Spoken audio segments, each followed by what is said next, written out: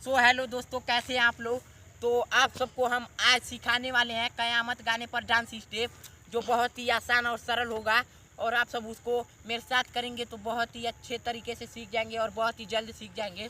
तो देखिए हम स्टेप बाय स्टेप तो जो हमारा पहला स्टेप है दोस्तों, ऐसे गिटार बजाने वाला है। ये देखिए, ये देखिए।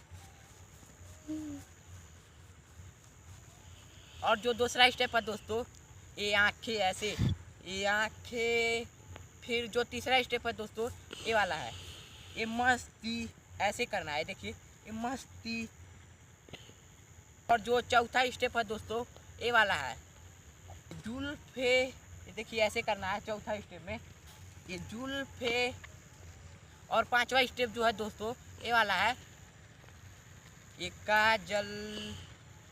उसके बाद कयामत, कयामत लास्ट वाला जो है, कयामत कयामत। तो कयामत में ऐसे करना, कयामत कयामत कयामत कयामत। देखिए हम इसे करके दिखाते हैं।